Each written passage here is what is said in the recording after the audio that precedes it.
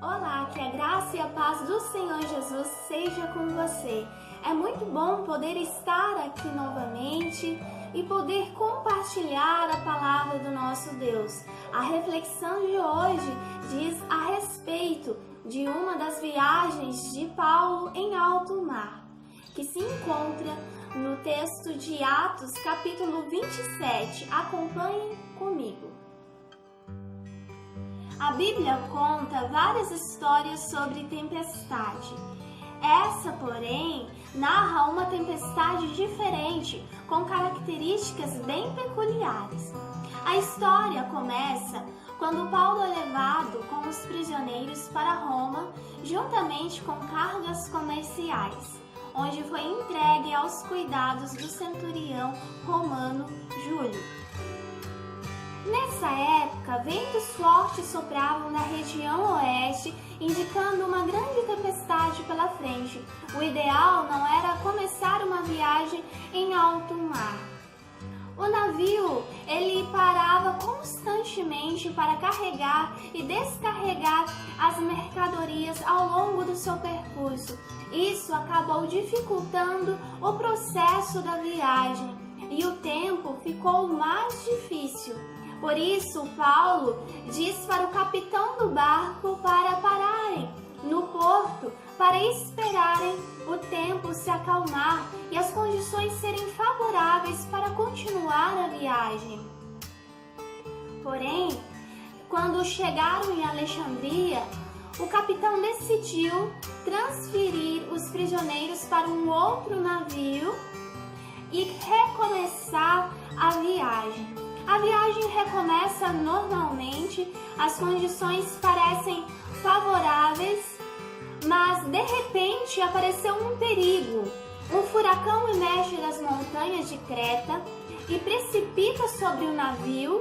As circunstâncias fogem do controle, o navio não resiste, é arrastado pelo furacão, derivando sem direção.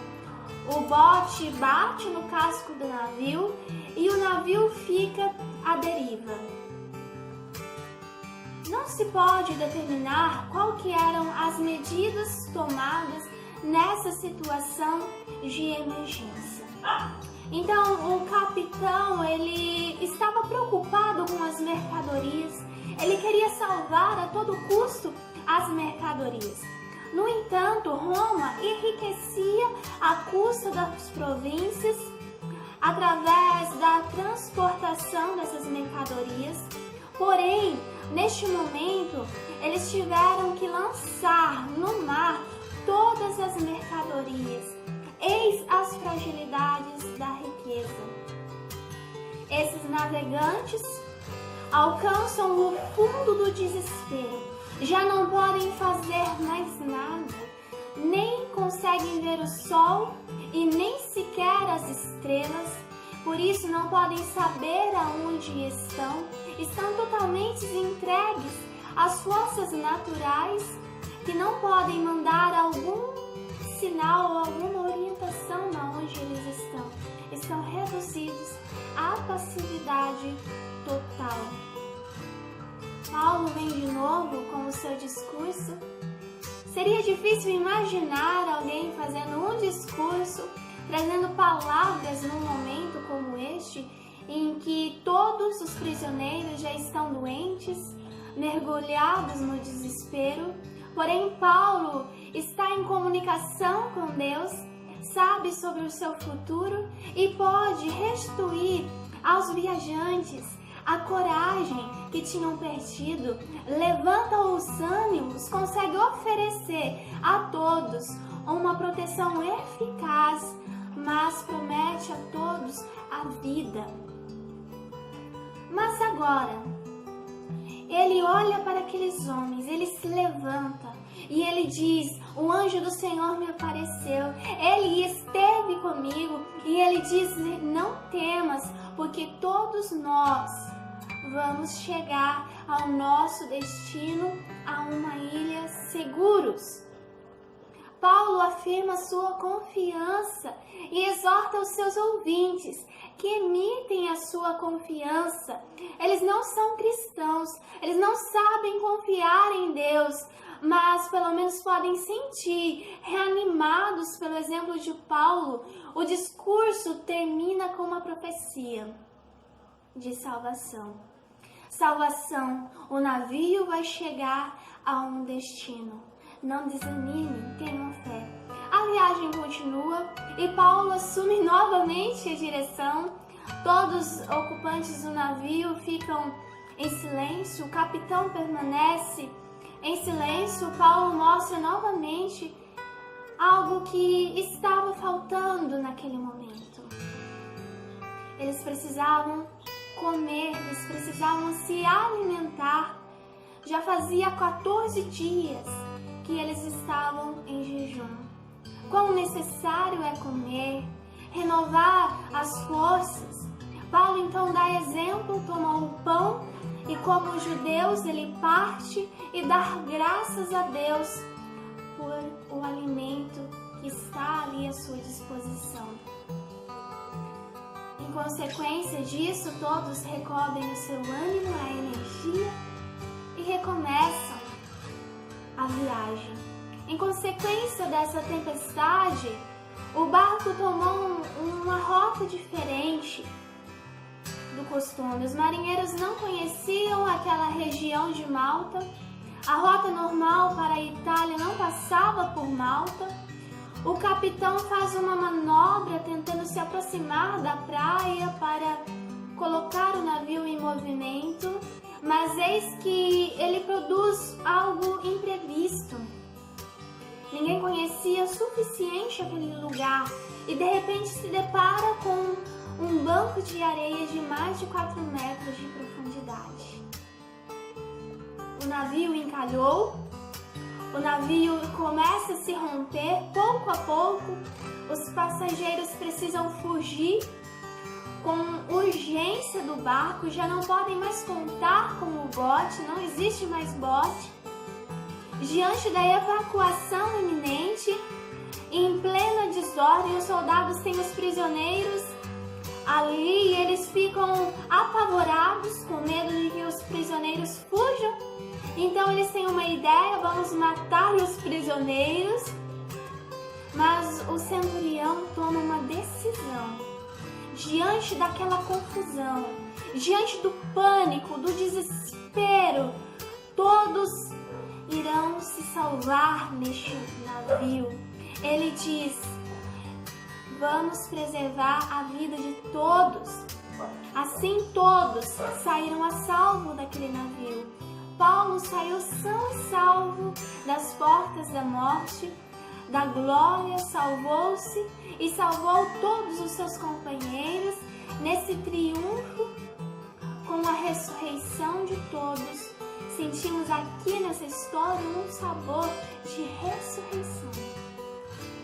O que podemos tirar dessa história? A nossa vida é como um navio, com destino à salvação. Iniciamos um ano cheio de projetos, sonhos. De repente, uma grande tempestade vem em nossa direção. Os ventos contrários nos impedem de prosseguir calmamente. Nessa tempestade de pandemia, todos estão à beira do náufrago, não em alto mar, mas em terra.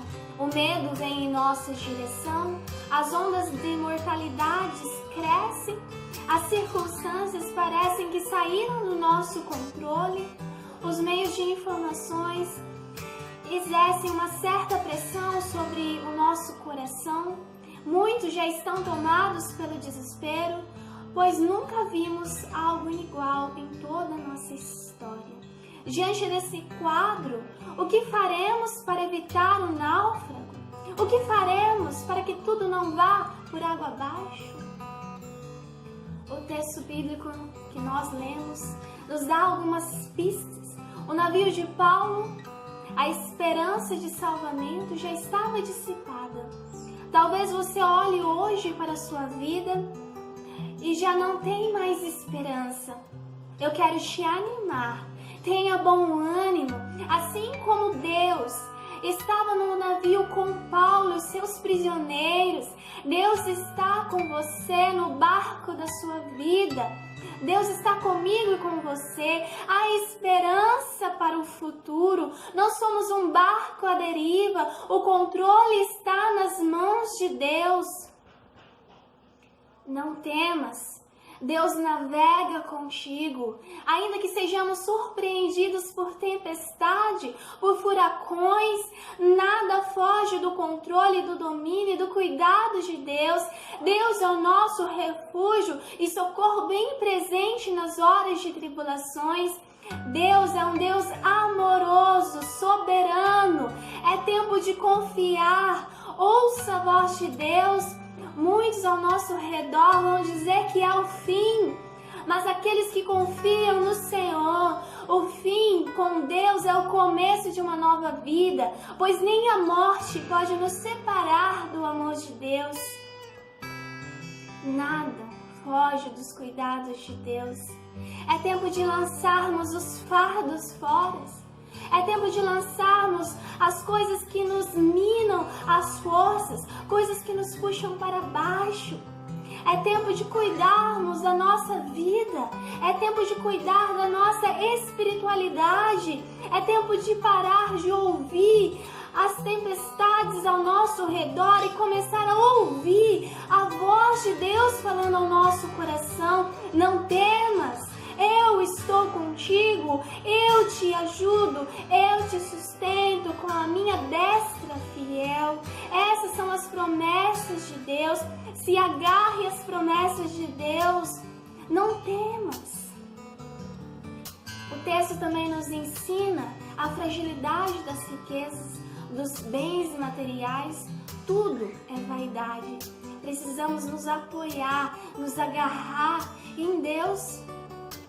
É necessário fazer a nossa parte, é necessário cuidar da nossa saúde.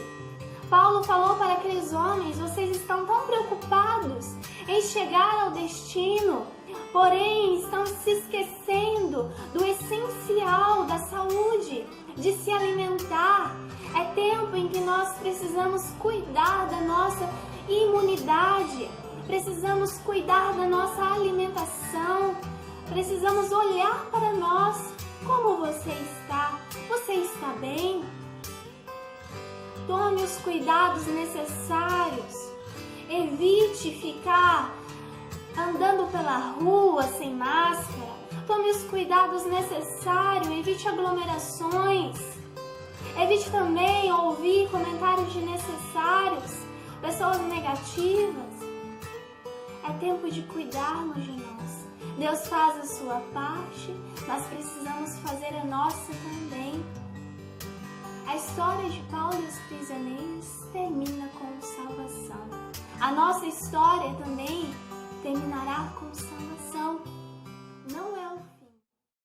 Quero terminar a nossa breve reflexão de hoje perguntando para você: como está o seu coração?